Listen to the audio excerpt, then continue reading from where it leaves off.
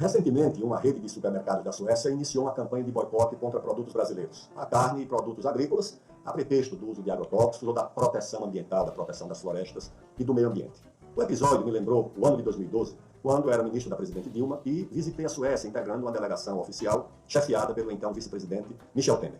Depois das reuniões protocolares com o rei Gustavo, a rainha Silvia, nós tivemos um almoço com um grupo de ministros e ao meu lado sentou-se a ministra do Meio Ambiente, que naturalmente começou a conversa perguntando da biodiversidade, da Amazônia, dos índios, das florestas. Eu dei uma explicação pormenorizada, inclusive ilustrando com o Código Florestal, que havia sido aprovado no Brasil e que protegia definitivamente as nossas florestas. Dei inclusive o exemplo de que no estado do Amazonas, com 1.600.000 quilômetros quadrados, ou seja, 3 vezes a área da França e algumas vezes a área da Suécia, só são ocupados 2% desse território. 98% estão destinados ainda à proteção, ou seja, 2% do estado do Amazonas constituem as cidades, a agricultura, a pecuária, a infraestrutura e 98% de vegetação nativa, principalmente de florestas. Dito isso, perguntei à então ministra do Meio Ambiente qual era a área destinada para a chamada reserva legal dentro das propriedades na Suécia, porque no Brasil o proprietário é obrigado a proteger uma área da propriedade e na Amazônia essa área é de 80% do total, ou seja, o proprietário só usa 20% para produzir ou criar e 80% ele tem obrigatoriamente por conta e risco de destinar para a proteção ambiental.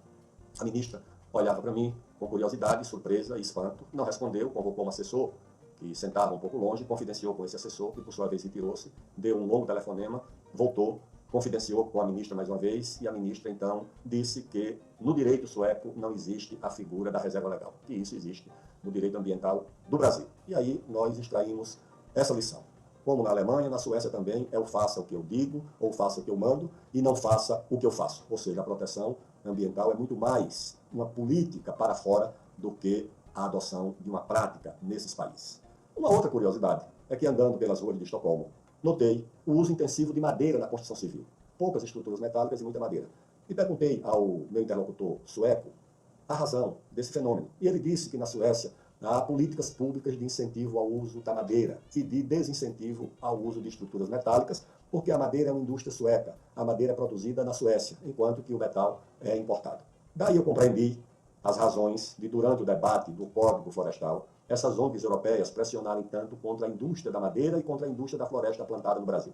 Ou seja, não era apenas uma razão ambiental, não era apenas a proteção do meio ambiente, era também a proteção da indústria europeia, dos empregos europeus, da renda europeia, em concorrência com a agricultura, com a indústria de madeira e com as florestas plantadas do Brasil.